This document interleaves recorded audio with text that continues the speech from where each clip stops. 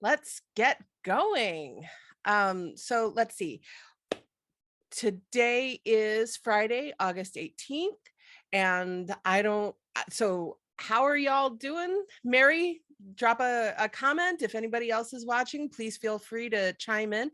I'd love to hear how you're doing. I live in Southern Oregon right now, and oh my gosh, there are fires everywhere. And while we do not actually have any fires near my home, thank you, very grateful for that. But the smoke from all the fires around us is just hitting us, and it is getting pretty insane. We've got air quality so high, it is off the freaking charts. It's astounding. But it's, but I have to keep the air conditioner on because otherwise it's really hot outside too. So not my favorite weather day. I hope y'all are having a better day than this, but it's okay because this too shall pass, as with everything else. Mary says, doing well here in Iowa, but avoiding the state fair this year. Oh, Mary, is that because of the food, or is something else going on? Because I mean, I used to love going to the fairs, like the county fair, the state fair, that kind of thing. And when I realized that everything was fried and I wasn't going to be able to eat there, I kind of lost interest in going. It just wasn't fun for me anymore. But there's, like, I know that there's a lot of other stuff. There's all the contests and the concerts and stuff like that. It's just, for me, I went for the food. So yeah. So let me see here. So once again, because I'm recording this for later and I started before I realized I wasn't recording. So my name is Miri Pizann. I am a gluten-free coach. I am here to answer questions. And if nobody has questions, then I am going to just talk about my happy little topic. So why should you listen to me? Who am I? I am, like I said, a coach, and I have been gluten-free for a decade at this point. I started this adventure before there were gluten-free products on all the shelves. I had to mix my own flour by hand uphill in the snow both ways. And there were no recipes out there for how to make all the things. So I kind of had to do a deep dive on all of this in order for me to keep my sanity. And so I learned a lot about how to go gluten-free. And so now I am here to share my knowledge, my experience with you in the hopes that your life and your adventure will be easier because you will be able to, follow the path that me and those before me have cleared the way for you. So let's see. But I remember early on, oh my gosh, I tried all of the recipes. They never came out. They tasted like bricks. They looked like bricks. I felt like I'd never have good bread again, let alone anything else on me. I felt like a second class citizen anytime that I tried to eat out in restaurants because I was happy and willing to pay for food and they wouldn't accommodate me. And I felt small every time somebody told me, well, one little bite won't hurt. That is like my bugaboo phrase. Yes, it absolutely will, Karen. And you have no idea about my health, so please don't say that. But at this point, I know that it doesn't have to be that way. I have eggs and toast for breakfast every morning, and it's delicious. And because I like it, not because I have to, but because I choose to. But, I have great bread. I have great sandwich bread. I eat basically the same foods that I used to, but not necessarily the same brand. I eat out frequently and I do it without getting glutened. And this can be true for you too. I know it is possible, but it takes work, it takes thought and effort in order to get there. So let's take a look at what we can look at today. This week's topic is sleuthing out hidden gluten, right? How can you find it?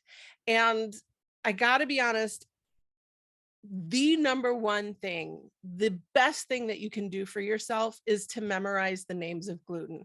And I know nobody wants to hear that. They just want to be like, why can't I just, why can't I just read the front package where it says gluten-free and be good to go? And it's like, you can, but you can't trust that.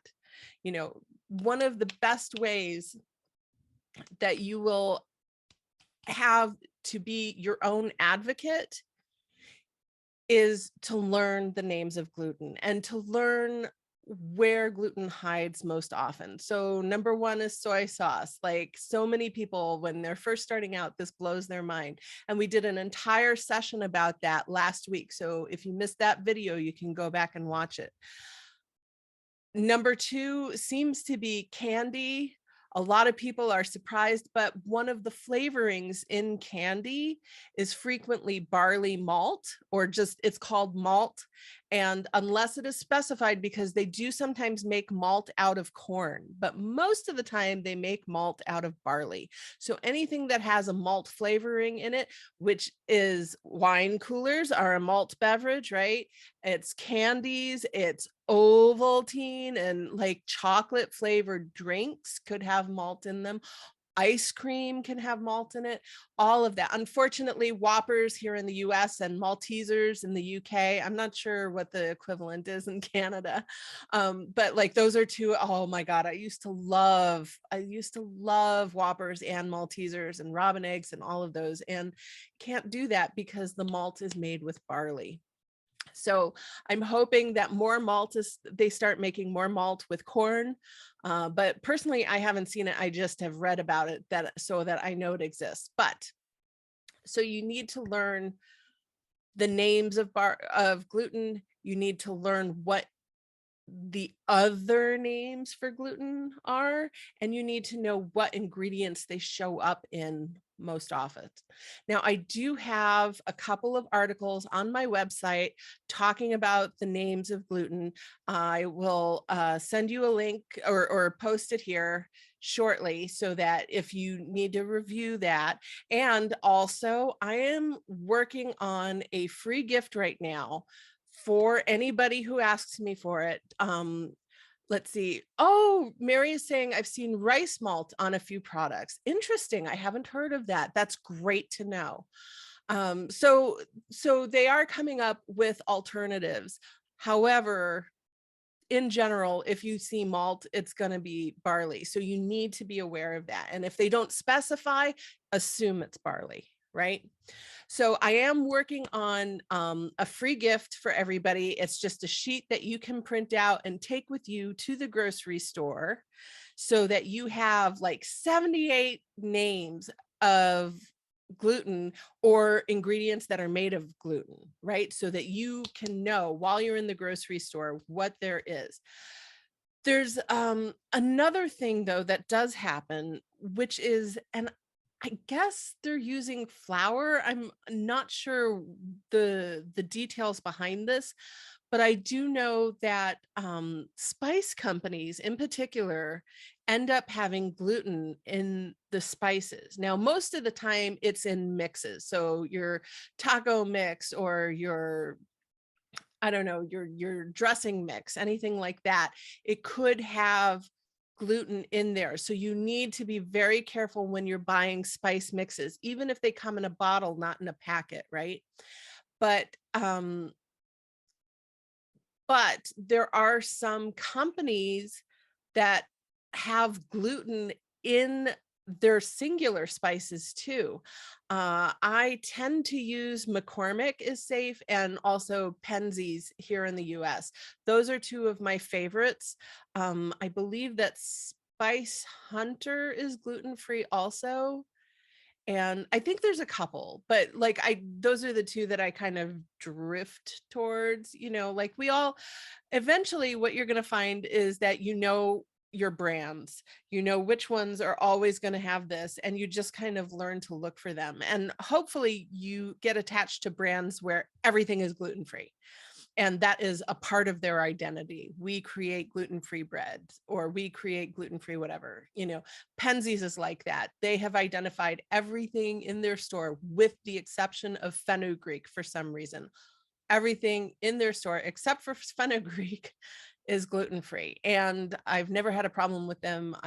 So like my point, and they're not paying me to say this. I'm just telling you that's my favorite. So, and also their stuff is super fresh. It's really good. So if you're in the US, I do recommend them. But if you're not sure, they're not going to talk about it on the packaging because they're not required to. But what you can do is you can go and look up the company, the brand that you like, and look it up and see if they talk about being gluten-free. If they don't talk about it, makes me nervous. This is going to be on you for do you how much risk do you want to take? That kind of thing. So, yeah. But interestingly, I will say that this week in the League of Gluten-Free Adventurers, we did have a conversation where we talked about which aisles in the grocery store have no gluten. Like, which ones are you going to be completely safe in? And the conclusion that we came to was there isn't one. I mean, like the first two that everybody thinks of are produce and meat, right? And you would think, well, what's wrong with anything in the produce section? Well, if you're just buying the produce, you're going to be fine. Odds are that you're really good. Oranges, apples, potatoes, onions, all of that is great. The question is, because remember, in the produce section, they also have stuff in bottles and cans and containers. And any time that you're buying something that has more than one ingredient, there is a possibility, excuse me, anytime you're buying anything that has more than one ingredient in it, there is a possibility of cross contact or gluten as an ingredient, right? So when you buy that jar of minced garlic, it might have gluten in there. Did you read the ingredients, or did you just assume all that's in there is garlic, right? The dressings, the salad dressings, many salad dressings have soy sauce in them, which means that they probably have gluten in them. So this is why it is so important to read the ingredients. Or like another one, they'll put convenience grabs. So they'll put like the shortcakes right next to the strawberries, right? Shortcakes are baked goods. Those are not safe, but they're probably in a packaging. So it's not like they're going to cross contact everything else in the area. You just avoid those. But that's what I'm talking about. We automatically think, oh, the produce section, everything is safe. And that's not true. The other one that comes up a lot is wheatgrass. Well, wheatgrass doesn't grow, like that's before the plant has grown gluten, which is absolutely true. Technically, if you are just looking at the plant itself, there is no gluten in wheatgrass. There is the potential if you let it grow up into wheat stalks, right? And then it gets the seeds, because all of the gluten is in the seeds. Here is my issue with wheatgrass. And this is just something for you to consider. It is not necessarily true for everyone. It is something that you need to think about. Part of the reason that oats are considered an iffy topic with gluten, part of it is because some people react to avenin, which is the protein in oats, as well as gluten. Like sometimes the molecules are too similar and they both upset people's systems.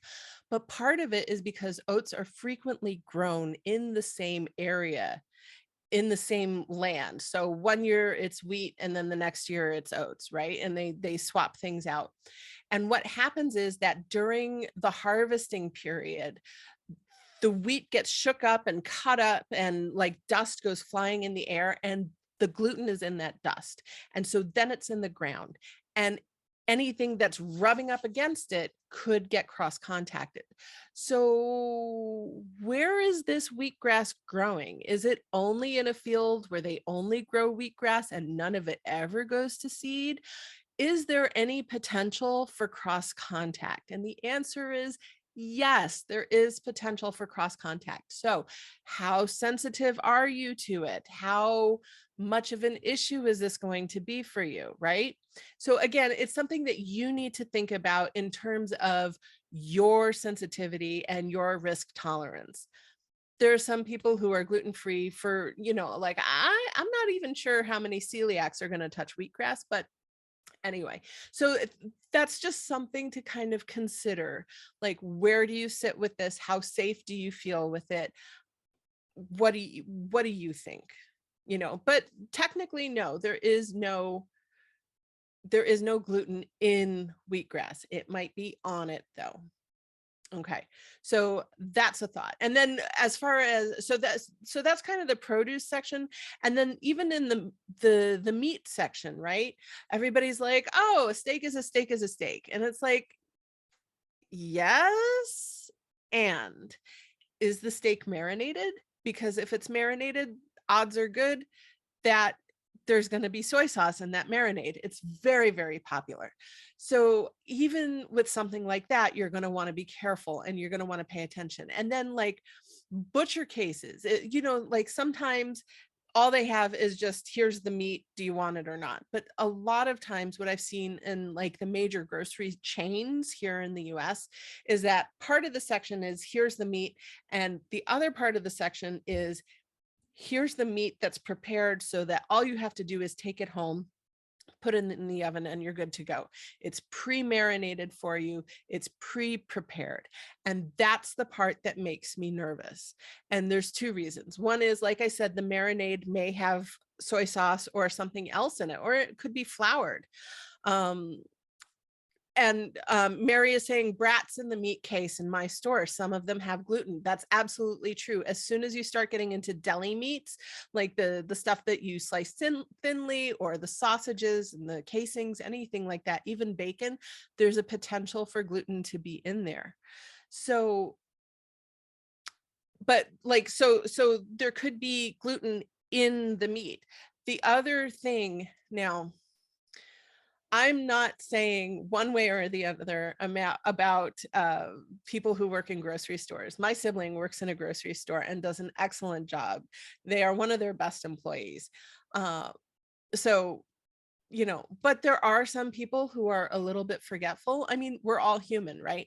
And so my question is, have they changed their gloves every single time they go from the prepared section to the plain section? I have no way of knowing. And you have no way of knowing unless you're going to stand and watch that counter all day, every day. We hope so. We would assume that that is the standard practice and that that's been drilled into everybody who works that counter. But we don't know. Everybody has a bad day some days. And sometimes they're just being jerks about it. But most of the time, like, I like to believe that most humans are good people. We're just kind of like, sometimes we're forgetful, we have a bad day, whatever. And I don't want to risk my health because somebody just broke up with their boyfriend or girlfriend, you know? So I tend to kind of avoid the meat counters unless everything in the meat counter is gluten-free. That's me. That's what I choose. And again, you need to decide, where is your risk tolerance? How safe do you feel? But it's just something to consider, like how much cross contact is going to be a problem for you. And or like, for example, Mary's talking about the brats in the meat case, like they don't put a lot to separate this stuff. Like there's a little bit, but if things bump, you just kind of push it back. But if it's a brat over here and a steak that you think is safe over here, and they're bumping up against each other, your steak is now cross contacted. So it's just something to consider, something to think about. But like, so for me, what I choose to do is I buy stuff that has not been packaged in the butcher section. Like preferably, I would love to purchase directly from the butcher. like go to a butcher shop and buy from them, where I can talk to somebody who actually knows what they're talking about, not somebody that was hired as, a summer job or, part-time to make things meet in the meantime.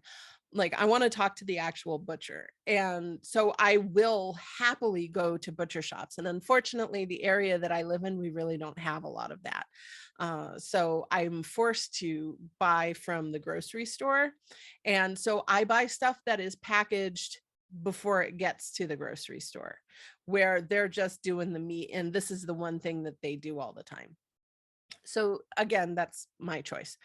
So that's kind of some ideas on where to look for hidden gluten and how to think about it when you're going through the grocery store.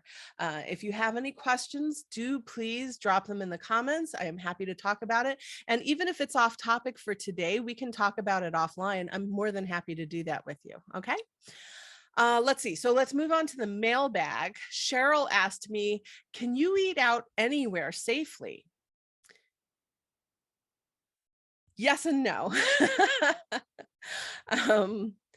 Yes and no. It turns out that if you are willing to have a conversation with the kitchen staff, and if they are willing and able and have the time and the space and the energy to have that conversation back with you, yes, you can eat safely at a lot of places that you wouldn't necessarily think about. But you want to be doing this on off hours so that the kitchen staff has time to actually focus on you and they're not trying to slam stuff out, because the busier that they are, the less they have to pay attention to outliers like us. And, that's nothing on them. They're just trying to get everything out.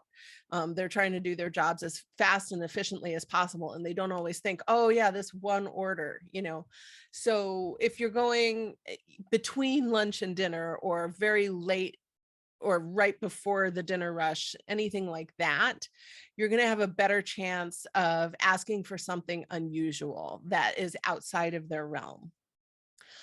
So I do recommend talking with the staff every time, everywhere that you go, unless you become a familiar and, like a regular, and they know you and they smile as soon as you walk in and they know you by name. And they're like, we've got your favorite chair over here for you, which is a thing that I have done. And it's a joy. It's actually wonderful.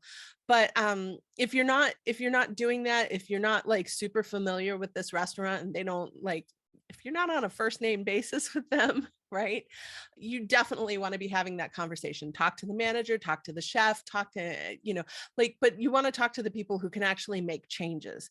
And then if you're there and it's rush hour, the busy part of their time, and you can tell that the noises are coming out of the kitchen and the waiters are going in and out of those doors or whatever, what do you do at that point? And so I know that a lot of people will ask for like steamed vegetables and plain rice with nothing on it, and then they'll like salt and pepper it themselves at the table. They might even order a steak with no marinade, which may or may not be possible depending on what the restaurant is doing.